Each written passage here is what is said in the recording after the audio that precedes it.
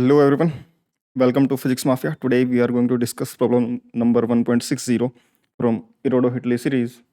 इस क्वेश्चन में एनएलएम का प्रॉब्लम है, बेसिक सा प्रॉब्लम, कोई बहुत हार्ड प्रॉब्लम नहीं है। ऐसे क्वेश्चंस तुम क्लासेस में भी करते होगे। एनएलएम एंड फ्रिक्शन में बोल सकते हो, एनएलएम एंड फ्रिक्शन, क्योंकि इसमें फ्रिक्शनल फोर्स का भी इंक्लूड करना पड़ेगा। तो उस पर बेस्ड क्वेश्चन है और आसान सा क्वेश्चन है जो हम जनरली क्लासेस में इलस्ट्रेशंस में करते हैं। क्वेश्चन में दे रखा है कि in the arrangement in of figure 1.9 the masses m0, m1 and m2, m0, m1 and m2 ये जो है बॉडीज के मासेज वो इक्वल हैं। ठीक है, हालांकि हम जब सोल्व करेंगे इनको अलग अलग मानकर ही सोल्व करेंगे, m0, m1, m2 ही लिखेंगे। पूरा expression in unknown m0, m1, m2 में उसको रिप्रेजेंट करेंगे, जो अननोन क्वांटिटीज होंगी उसी के अंदर निकालेंगे। फाइनली जब रिजल्ट आएगा उसमें हम तीनों को इक्वल रख देंगे।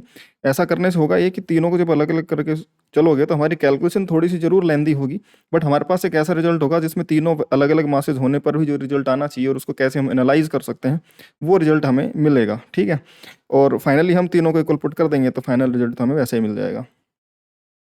अगर तुम इनिशियली तीनों को इक्वल लेकर के चलोगे तो हमारी कैलकुलेशन थोड़ी सी आसान होगी, बट वो एक स्पेसिफिक केस का आंसर होगा फिर। ठीक है, चलिए। अब बोला कि there is no friction on the pulley, यहाँ पर पुली पर कोई फ्रिक्शन नहीं है। Find the acceleration W with which body m0 comes down. इस बॉडी की जो एक्सेलरेशन होगी नीचे की तरफ वो कितनी होगी, and the tension of the thread binding together bodies m1 and m2। m1 और m2 को जो बाइंड कर रहा है टुगेदर, ये वाला थ्रेड, इस थ्रेड के अंदर टेंशन कितना होगा। If the coefficient of friction between the bodies and the horizontal surface, ये जो बॉडीज है और हॉरिजॉन्टल सरफेस इनके बीच में कोफिशिएंट ऑफ फ्रिक्शन जो हम म्यू बोलते हैं उसको हमने यहाँ पर हमें k दे रखा है, k है वो कांस्टेंट। और कंसिडर पॉसिबल केसेस, इसके अलावा जो पॉसिबल केसेस हो सकते हैं कि वो एक्सेलरेशन क्या होगा, कैसे होगा, वो सिनेरियो जो बनेंगे, जो रिजल्ट आएगा उस रिजल्ट के हिसाब से हमें केसेस को हमें कंसिडर करना पड़े। पॉसिबल क्या क्या क्या पॉसिबिलिटीज हैं वो हमें देखनी पड़ेंगी। हालांकि इस पार्ट को, ये बहुत छोटी सी लाइन है, इसको सब इग्नोर करके सिर्फ इसका जो एक्सेलरेशन का रिजल्ट आता है उसको लिख करके और जनरली बोल देते हैं देखो आंसर आ गया। और क्योंकि इसके अंदर आंसर भी वही दे रखा है, क्योंकि जो पॉसिबल केसेज होंगे उनको कंसिडर करने के लिए बोला कि क्या क्या क्या पॉसिबिलिटीज होती हैं वो चेक करनी है हमें, उसके लिए आंसर दे नहीं रखे उसमें, तो इसको कोई इतनी अहमियत देता नहीं है। बट हालांकि ये जो पार्ट है ये बहुत इंपॉर्टेंट पार्ट है इस क्वेश्चन के लिए, कि इसमें क्या क्या पॉसिबिलिटीज है, कब कब एक्सेलरेशन होगा, कब नहीं होगा, और क्या एक्सेलरेशन होगा, ये सब एनालाइज करना आना जरूरी है। ठीक है, तो उस पार्ट के लिए लास्ट तक बने रहना और मैं इस पार्ट का तुम्हें डिटेल्ड एक्सप्लेनेशन दूंगा क्या है ये चीज़। ठीक है, सिंपली हमारे पास दे रखे हैं भाई ये m0 है, ये हैंग कर रखा है, इस पर नीचे की तरफ m0g लगेगा, तो पुलिंग फोर्स लगेगा m0g, तो उसकी वजह से ब्लॉक्स आगे आना स्टार्ट होंगे, तो जो फ्रिक्शन है उसको रोकने की कोशिश करेगा तो पीछे की तरफ फ्रिक्शन लगेगा। और अगर ये एक्सेलरेशन W से नीचे की तरफ आएगा, मतलब ये चल रहा है तो ये भी चलेंगे, और जिस एक्सेलरेशन से ये वाला W, ये m0 नीचे आएगा, रस्सी से बंधा हुआ m1 भी उसी एक्सेलरेशन से आएगा, और उस अगली रस्सी से बंधा हुआ m2 भी उसी एक्सेलरेशन से आएगा। यानी जब ये मूव करेंगे तो तीनों एक ही एक्सेलरेशन से करेंगे अलोंग दी रस्सियाँ, ये जो रस्सी है इसके अलोंग, ये जितना नीचे आएगा उतना ही आगे चलेंगे। ठीक है, और अगर ये स्लाइड करेंगे चलेंगे तो ये जो फ्रिक्शन होंगे यहाँ पर, ये काइनेटिक फ्रिक्शन लगेंगे, लिमिटिंग फ्रिक्शन यानी काइनेटिक फ्रिक्शन लगेंगे, क्योंकि ब्लॉक्स स्लाइड कर रहे हैं। ठीक है, स्टैटिक फ्रिक्शन तो 0 से मैक्सिमम तक कुछ भी हो सकता था, लेकिन यहाँ पर हमें फ्रिक्शन की वैल्यू मान के चलनी पड़ेगी मैक्सिमम वैल्यू। क्यों? क्योंकि स्लाइड कर रहे हैं और स्लाइडिंग फ्रिक्शन एक ही होता है, काइनेटिक फ्रिक्शन। ठीक है, तो प्रॉब्लम सोल्व करते हैं। हमें सिनेरियो ये दे रखा है कि m0 मास है, ये m1 है, ये m2 है, यहाँ पर काइनेट जो कोफिशिएंट ऑफ फ्रिक्शन म्यू है उसकी वैल्यू हमें k दे रखी है, म्यू की वैल्यू k दे रखी है। सिंपल अगर हम FBD बनाएं, इसका एंड इसका, तीनों का अगर हम FBD बनाएंगे तो m0 पर नीचे सिर्फ m0g लग रहा है, और ऊपर की तरफ ये रस्सी है 1, इसको रस्सी 1 बोल देते हैं और इसको रस्सी 2 बोल देते हैं। ठीक है, एक्सेलरेशन जो W एक्सेलरेशन से मान लो ये नीचे की तरफ आएगा, तो उसी W एक्सेलरेशन से ये आगे की तरफ दौड़ेगा, और उसी W एक्सेलरेशन से ये भी आगे की तरफ दौड़ेगा, क्योंकि रस्सियों से बंधे हुए हैं। Along the length of string accelerations and velocities and points की सेम रहेंगी। हमें ये दे रखा है कि m0, m1, m2 इक्वल है, मान लेते हैं वो m है, तीनों का जो वैल्यू है इक्वल m है। फाइनली हम जो रिजल्ट आएगा उसमें फाइनली तीनों को m रख देंगे। ये जो m0 है, नीचे m0g लग रहा है, ऊपर मान लो रस्सी 1 में टेंशन T1 है, तो रस्सी का टेंशन पुलिंग फोर्स होता है, तो इस ब्लॉक को अपनी तरफ खींचेगी, तो वो T1 ऊपर की तरफ, और नीचे W। m1 की बात आ जाए तो m1 पर कितने फोर्सेज हैं, m1 पर अगर हम देखेंगे तो ऊपर की तरफ तो एक ग्राउंड की वजह से आने वाला नॉर्मल n1 लिख दिया, नीचे की तरफ m1g। अब क्योंकि ये ब्लॉक वर्टिकल डायरेक्शन में मूव नहीं कर रहा है, यानी कि उस डायरेक्शन में इक्विलिब्रियम में है, तो वर्टिकल डायरेक्शन में फोर्सेज बैलेंस्ड होंगे, यानी कि जो n1 होगा ऊपर की तरफ और नीचे की तरफ लगने वाले इस m1g के बराबर होगा। तो वर्टिकल डायरेक्शन में तो उस पर फोर्सेज बैलेंस्ड है। हॉरिजॉन्टल डायरेक्शन में देखेंगे तो इधर की तरफ रस्सी का, ये वाला जो रस्सी है, इसका टेंशन T1 लगेगा इधर की तरफ, और इस वाली रस्सी का जो पुलिंग फोर्स होगा T2, टेंशन बोल देते हैं उसको, T2 इधर की तरफ लगेगा। साथ ही साथ क्योंकि इधर की तरफ स्लाइड कर रहा है डब्ल्यू एक्सेलरेशन से, तो इसका फ्रिक्शन जो लगेगा इस पर इधर की तरफ लगेगा F1 बोल देते हैं इस फ्रिक्शन को। F1 जो लगेगा म्यू इंटू एन होगा, म्यू यानी कि कोफिशिएंट ऑफ फ्रिक्शन के इंटू यहाँ का नॉर्मल N1, और N1 है M1G, यानी कि जो यहाँ पर फ्रिक्शन लगेगा F1 वो कितना लग जाएगा K M1G। दूसरा ये जो M2 है, M2 पर इधर की तरफ पुलिंग फोर्स T2 लगेगा, साथ ही साथ यहाँ पर पीछे की तरफ फ्रिक्शन लगेगा F2, ऊपर की तरफ इस पर जो लगने वाला ग्राउंड पर, क्योंकि नीचे M2G लग रहा है और ये वर्टिकल डायरेक्शन में ग्राउंड पर नीचे की तरफ मूव नहीं कर रही ना आप ऊपर की तरफ, तो ऊपर की तरफ लगने वाला नॉर्मल N2 ग्राउंड की वजह से वो M2G के बराबर होगा, क्योंकि वर्टिकल डायरेक्शन में फोर्सेज बैलेंस्ड है। और जो फ्रिक्शन होगा वो मैक्सिमम होगा, काइनेटिक फ्रिक्शन होगा वो म्यू इंटू एन, म्यू यानी कि K और N यानी कि N2 सेकेंड ब्लॉक का नॉर्मल, और ये बन जाएगा K M2G। ठीक है, N2 क्योंकि नॉर्मल जो फोर्स है यहाँ पर वो M2G के बराबर, और K काइनेट जो तुम्हारा फ्रिक्शन है कोएफिशिएंट उसका है वैल्यू है, तो K M2G ये फोर्स है। तो सारे फोर्सेस लिख लिए, ये दोनों वर्टिकल डायरेक्शन में बैलेंस्ड है, ये हॉरिजॉन्टल में कोई फोर्स नहीं है, हॉरिजॉन्टल में नहीं चलेगा, सिर्फ और सिर्फ वर्टिकल में चलेगा, M0 ये वर्टिकल में चलेगा और ये दोनों हॉरिजॉन्टल में चलेंगे। तो अब देखें इस पर वर्टिकल डायरेक्शन में एक्सेलरेशन W डाउनवर्ड है, तो नीचे के डायरेक्शन को पॉजिटिव मान करके इस फोर्स को बड़ा मानते हुए ये पुलिंग फोर्स M0G माइनस उसके opposite force minus T1 equal to इसका mass M0 into acceleration W, ये पहली इक्वेशन है। इस ब्लॉक पर M1 पर देखूंगा तो इधर की तरफ इसको खींचने वाला फोर्स T1 है, और क्योंकि इधर की तरफ एक्सेलरेशन है तो ये T1 फोर्स को बड़ा मानते हुए लिखेंगे, उसमें से T2 और ये F1 जो अपोजिट डायरेक्शन में लग रहे हैं माइनस कर देंगे, तो T1 minus T2 minus F1 friction यानी कि K M1G is equal to इसका मास M1 इंटू इसकी एक्सेलरेशन W। ठीक है, इसको भी इधर की तरफ W एक्सेलरेशन चल रहा है तो T2 फोर्स जो इधर की तरफ खींचने वाला है इसी को बड़ा मानेंगे, और जो F2 फोर्स फ्रिक्शन इसको रोकने की कोशिश करेगा उसको माइनस करेंगे, तो T2 माइनस जो F2 फ्रिक्शन है वो K M2G है उसकी वैल्यू इक्वल टू उसका मास M2 इंटू एक्सेलरेशन W। ये तीन इक्वेशन है, इन तीनों इक्वेशंस को अगर मैं ऐड कर दूंगा, इन तीनों इक्वेशंस को ऐड कर दूंगा तो देखो ये एक्सेलरेशन निकालने का एक आसान तरीका भी होगा जो हम लास्ट में देखेंगे, बट अगर प्रॉपर तरीके से तुम्हें सोल्व करना हो तो तुम इसी तरीके से करोगे। अगर और भी सिनेरियोज हो, किसी एंगल पर फोर्सेस लग रहे हो, तो फिर यही तरीका एफबीडी बना करके सोल्व करने का। और लेकिन इस सिनेरियो में हम आसानी से ये जो एक्सेलरेशन डब्ल्यू है, ये जो इक्वेशंस हम लिख रहे हैं, इन इक्वेशंस को कैसे स्किप करके सिर्फ एक इक्वेशन से आंसर निकाल पाएंगे डब्ल्यू का, वो मैं लास्ट में बताऊंगा। तो अभी जो फंडामेंटल मेथड है उससे चलते हैं। इन तीनों इक्वेशंस को मैं ऐड करूंगा, क्यों? क्योंकि मुझे डब्ल्यू निकालना है। डब्ल्यू निकालने के लिए मुझे जो T1 और T2 है इनको एलिमिनेट करना पड़ेगा। तो जैसा कि मैं देख पा रहा हूँ कि यहाँ पर माइनस T1 है, यहाँ पर प्लस T1 है, ऐड करूंगा तो कट जाएगा। यहाँ पर माइनस T2, यहाँ पर प्लस T2 ऐड करूंगा तो ये कट जाएगा, और इधर की तरफ सारे डब्ल्यू ऐड हो जाएंगे, तो डब्ल्यू की वैल्यू निकल के आ जाएगी जैसा कि इक्वेशंस में दिख रहा है। तो वही करते हैं, तीनों इक्वेशंस को जोड़ देते हैं। तो इसको लिखेंगे M0 माइनस T1, इधर T1 minus T2 minus K M2G, और इधर की तरफ ये आ जाए प्लस में, ये आ जाएगा T2 minus K2 M2G, K M2G, K2 नहीं, K तो सेम है दोनों के लिए। अब इधर की तरफ राइट हैंड साइड में इक्वल साइड में, राइट हैंड साइड में इधर M0 W था, ये M1 W था और M2 W था, तीनों को जोड़ दिया। इन तीनों में से W कॉमन आ जाएगा, तो M0 plus M1 plus M2 ये बन जाएगा, और यहाँ पे T1 से T1 कट जाएगा और T2 से T2 कट जाएगा। M0G minus K M2G minus K M1G, तो ये बनेगा माइनस K M1G, ये गलत लिखा हुआ है, माइनस K M1G, और ये माइनस का K M2G। इन दोनों में से K और G कॉमन आ जाएगा यहाँ से, तो K और G कॉमन आ गया, अंदर बन जाएगा M1 प्लस M2, माइनस का K और G कॉमन आ गया तो अंदर M1 प्लस M2 बन गया, और ये M1 plus M2 plus M0 से डिवाइड कर देंगे इस इक्वेशन, तो W निकल के आ जाएगा। इन दोनों में से G भी कॉमन ले लेंगे और बन जाएगा M0 minus K times M1 plus M2 upon में ये वाला M0 plus M1 plus M2 into G। ये एक्सेलरेशन W है ना, जो एक्सेलरेशन है उसको W से रिप्रेजेंट कर रहे हैं, तो वो W एक्सेलरेशन निकल के आ गई ब्लॉक्स की, और तीनों ब्लॉक्स की एक्सेलरेशन सेम ही होगी। हालांकि M0 नीचे चलेगा और ये दोनों लेफ्ट में चलेंगे, लेकिन वैल्यू तो तीनों के एक्सेलरेशन की सेम होगी, मैग्नीट्यूड।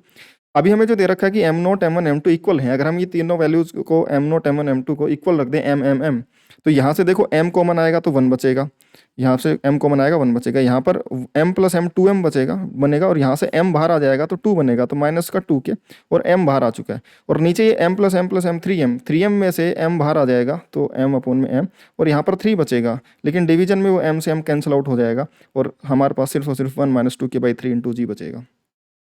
ये फाइनल एक्सेलरेशन हो गया अगर तीनों का मास इक्वल होगा। नहीं है इक्वल तो ये वैल्यूज होंगी यहाँ पर रख दो, ठीक है। अब हमें निकालना है टेंशन, कौन सा? ये वाला टेंशन T2 निकालने के लिए देखो यहाँ पर इस इक्वेशन में, इक्वेशन नंबर 3 में W की वैल्यू अगर लिख दी जाए तो T2 सीधे ही निकल के आ जाएगा। तो इक्वेशन नंबर 3 के अंदर tension in the thread connecting M1 and M2, value of W in equation third में W की वैल्यू रख देंगे यहाँ पर। ये जो माइनस का K M2G था इसको उधर की तरफ ले गए तो जुड़ गया, और साथ में W की वैल्यू रख दी, तो K M2G plus M2 into W की वैल्यू रखी, और इसको एलसीएम लेकर के सोल्व करेंगे। सिंपल कैलकुलेशन है, तुम इसको देख सकते हो, खुद से भी कर सकते हो। इसमें हम टाइम वेस्ट नहीं करेंगे, सिंपल कैलकुलेशन किया और कैलकुलेशन करने के बाद में जो हमारा रिजल्ट आया वो T2 का निकल के आ गया K+1 times M2 M0 upon में M0 plus M1 plus M2 into G. Simple result बन के आ गया। और इसमें भी अगर हम M1 M2 को यहाँ पर M और M रख देंगे तो M स्क्वायर बन जाएगा और नीचे 3M बन जाएगा, तो एक M से एक M चला जाएगा, ऊपर M बचेगा और नीचे 3 बच जाएगा। अगर तीनों को M रख दूं तो ये M बचेगा ऊपर और K+1 था, M इंटू K+1 अपॉन में 3 इंटू जी, ये टेंशन T2 निकल के आ जाएगी अगर तीनों के मासेज इक्वल हैं तो।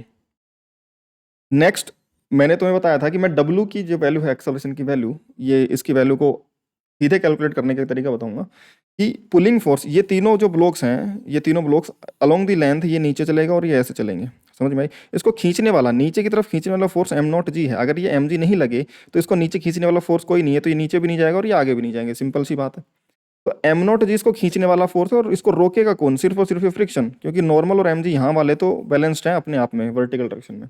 तो अलोंग दी लेंथ खींचने वाला फोर्स पुलिंग फोर्स है M0G, और जो अपोज करने वाले फोर्सेज हैं F1 और F2 हैं, और क्योंकि ये चल रहे होंगे तो F1 F2 काइनेटिक लगेंगे, मैक्सिमम फ्रिक्शन KM1G KM2G। तो अपोजिंग फोर्स दोनों है F1 प्लस F2, तो पुलिंग फोर्स M0G में से अपोजिंग फोर्सेज माइनस कर देंगे तो equal to total mass system का into acceleration W।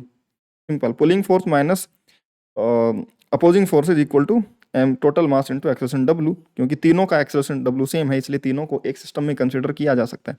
Along the length तीनों का एक्सेलरेशन सेम है, along the length of string, इसलिए अलोंग द लेंथ तीनों को एक सिस्टम माना जा सकता है। यानी कि सिस्टम को पूरा सीधा कर लो, 3 ब्लॉक बना लो, इधर M0G से खींचा जा रहा है, इधर F1 और F2 से रोका जा रहा है, तो एक्सेलरेशन क्या होगी? सिंपल सा सवाल बन जाएगा, ठीक है। और इससे W सीधे निकल के आ जाएगा, ये वाली जो वैल्यूज हैं इसमें से G कॉमन ले लो और यहाँ पर माइनस K भी कॉमन ले लो, तो अंदर M1 प्लस M2 बन जाएगा, M0 minus K M1 plus M2 upon में M1 plus M2 plus M0 into में ये G मिस कर दिया हमने कॉमन आने के बाद में, यहाँ पर ये G बनेगा। समझ में आ गई बात? तो ये W आ जाएगा नेट एक्सेलरेशन। और ये W को अगर तुम एक्सप्रेशन को इसको ध्यान से देखो, और जो पिछला जो एक्सप्रेशन आ रहा था W का, इसको, ये दोनों एक्सप्रेशन सेम है एज इट इज, ठीक है, और वो होने भी थे। तो ये एक्सेलरेशन आ गई। अब हमें जो मैंने तुम्हें बोला था कि जो लास्ट लाइन लिखी हुई है इस क्वेश्चन के अंदर कि कंसिडर पॉसिबल केसेस, इस पर कोई ध्यान नहीं देता। मैं इसको तुम्हें डिटेल में समझाता हूँ कि कहना क्या चाह रहा है, हमें क्या केसेस बनेंगे एक्सेलरेशन के लिए, क्या क्या केसेस हो सकते हैं उसकी बात कर रहे हैं। अब एक बात बताओ, अगर यहाँ पर ये मान लो 10 kg और 10 kg है, म्यू की कुछ सफिशिएंट वैल्यू है, और यहाँ पर मैं अगर 10 ग्राम वेट लटका दूंगा, तो क्या ये 10 ग्राम वेट भी इसको खींच करके W एक्सेलरेशन चला देगा? क्या नहीं चला पाएगा ना। अगर यहाँ पर फ्रिक्शन सफिशिएंट हुआ और ये ब्लॉक हल्का हुआ और नहीं खींच पाया तो W तो एक्सेलरेशन तो 0 आ जाएगी। लेकिन यहाँ से तो ऐसा कुछ नहीं आएगा, यहाँ पर तो तुम कुछ ना कुछ M0 M1 M2 की वैल्यूज रखो और K की वैल्यू रखोगे तो कुछ ना कुछ W जरूर मिलेगा। हो सकता है W पॉजिटिव आए, हो सकता है W नेगेटिव आ जाए, हो सकता है W 0 आए। तो ये तो कोई मतलब ऐसा जनरल केस नहीं हुआ कि जो हमेशा किसी भी M1 M2 M3 के लिए जो आने वाले सही वैल्यूज हैं वो W की दे पाए। हमें ये पता है कि भाई ये अगर M0G एक सफिशिएंट फोर्स होगा इनको अपोज करने, ये फ्रिक्शन जो अपोज कर रहे हैं इनके अगेंस्ट अगर खींचने वाला ये वाला फोर्स अगर स्ट्रॉन्ग फोर्स होगा तभी इसको खींच पाएगा। यानी कि इसको पुल करने के लिए M0G should be greater then F1 plus F2 जो इसको अपोज करने वाले हैं। यहां से मैं देख सकता हूं अगर एक्सेलरेशन की W की वैल्यू पॉजिटिव होनी चाहिए तो ये वाला टोटल फोर्स पॉजिटिव होना चाहिए नीचे की तरफ, इधर की तरफ। तो M0G must be greater than equal to F1 plus F2, ये वाला फोर्स इन दोनों से बड़ा होना चाहिए। समझ में आ गई क्या बात? हम ऐसा भी लिख सकते हैं और ऐसा भी बोल सकते हैं कि W की वैल्यू नेगेटिव नहीं हो सकती, क्योंकि फ्रिक्शन जो फोर्सेज हैं ये नीचे की तरफ खींचेगा तो इसको रोक जरूर सकते हैं, लेकिन ऐसा नहीं है कि ये फ्रिक्शन के फोर्सेज लग कर इसको ऊपर की तरफ खींच लेंगे। अगर मैं 2 ब्लॉक यहाँ पर रखे हैं, तीसरा ब्लॉक यहाँ पर हैंग करूंगा, अगर ये हल्का है तो ये नहीं चलेंगे, फ्रिक्शन उतना ही लगेगा जितना इसको रोकने के लिए जरूरत है। फ्रिक्शन पूरा लग करके इसको ऊपर की तरफ नहीं खींच सकता अपने आप। समझ में आ गई क्या बात? फ्रिक्शन रिलेटिव मोशन का अपोज करेगा, अपने आप रिलेटिव मोशन नहीं करवाएगा। अगर ये नीचे नहीं खींच पा रहा, फ्रिक्शन लग गया, इसको नीचे नहीं जाने दे रहा, अब जबरदस्ती फ्रिक्शन की वैल्यू बढ़ करके उसको ऊपर की तरफ मूव करवा करके फ्रिक्शन अपने आप से रिलेटिव मोशन नहीं करवा सकता, वो चाहेगा रिलेटिव मोशन का अपोज करना। अगर ऊपर की तरफ मूव करने लग जाएंगे तो फिर फ्रिक्शन इधर लगेगा, लेकिन हमने तो फ्रिक्शन इधर लगा रखा है। समझ में आ गई क्या बात? तो यानी कि ये जो W आया है, ये W की वैल्यू ग्रेटर देन 0 ही पॉसिबल है। यानी कि हमने नीचे की तरफ माना W, ये W नीचे की तरफ ही हो सकता है इस ब्लॉक का, ऊपर की तरफ नहीं हो सकता। यानी कि W की वैल्यू 0 या उससे बड़ी पॉसिबल है। 0 मतलब कि सारे फोर्सेज बैलेंस हो चुके हैं, ये वाला जो पुलिंग फोर्स है और ये जो अपोजिंग फोर्सेज हैं ये इक्वल हो गए, तो W एक्सेलरेशन 0 है। लेकिन नेगेटिव ऊपर की तरफ ये ऐसे नहीं मूव कर सकते, ये नीचे ही मूव करेंगे। तो W की वैल्यू जो हमने कैलकुलेट करी या तो वो 0 हो या फिर ग्रेटर देन 0 हो, लेस देन 0 पॉसिबल नहीं है ना, क्योंकि वो ऊपर की तरफ मूव नहीं करवा सकता सिस्टम को। जो W की वैल्यू है ग्रेटर देन इक्वल टू 0, हमें दे रखा था कि M0 M1 M2 तीनों इक्वल हैं, तो उसको M मान लेते हैं। तो जब W की वैल्यू आई थी वो हमारी 1 - 2k/3 इंटू जी आई थी, अगर तीनों मासेज इक्वल हैं तो। यहाँ से हमें ये देखना है कि W greater than equal to 0 होना चाहिए, यानी कि ये वाली जो वैल्यू है, जी तो वैसे ही कॉन्स्टेंट है 9.8 या 10 जो भी लो, 1 - 2k/3 इसकी वैल्यू ग्रेटर देन 0 होनी चाहिए। ग्रेटर देन इक्वल टू 0 करेंगे तो जी वैसे भी उसमें चला जाएगा 0 में, ये 3 भी चला जाएगा, तो ये 1 - 2k greater than equal to 0 बन गया, यानी कि k less than equal to half बना गया। 2k को उधर ले जाओ तो 1 greater than equal to 2k, ऐसा भी लिख सकता हूँ 2k less than equal to 1, तो k less than equal to half. k अगर हाफ के जस्ट इक्वल है, k अगर हाफ के जस्ट इक्वल है तो w 0 आएगा, हाफ के इक्वल है तो 1 - 1 0 बन जाएगा, w 0 बनेगा। समझ में आ गई? इसका मतलब कि जस्ट मूव करता है, जस्ट जीरो एक्सेलरेशन से मूव करना स्टार्ट कर सकता है, जस्ट रुका हुआ है या जस्ट चल रहा है, ऐसा बोल सकते हैं जीरो एक्सेलरेशन से। अगर k लेस देन हाफ है, लेस देन हाफ तो पॉसिबल ही है, तभी एक्सेलरेशन पॉसिबल है ग्रेटर देन 0, तो लेस देन हाफ के लिए w जो आएगा वो इतना आएगा, और ये ब्लॉक सिस्टम मूव करेगा डाउनवर्ड डायरेक्शन में, और ये डाउनवर्ड डायरेक्शन में मूव करेगा। लेकिन अगर मैं k की वैल्यू ग्रेटर देन हाफ रख देता, इसकी वैल्यू ग्रेटर देन हाफ रख देता, तो ये 1 से बड़ा आता, 1 - 1 से बड़ा नंबर ये नेगेटिव, w नेगेटिव आ जाता, मतलब ब्लॉक ऊपर चलना स्टार्ट कर जाता। वो पॉसिबल नहीं है, फ्रिक्शन उसको ऊपर नहीं खींच सकता अपने आप, जब तक कि कोई और एक्सटर्नल फोर्स उसको ब्लॉक्स को पकड़ के ऊपर ना खींचे।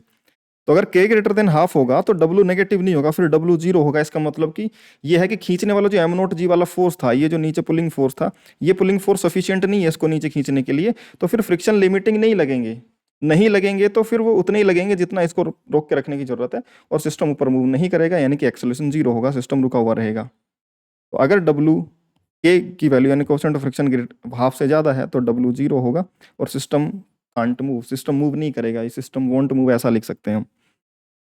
समझ में आ गई बात?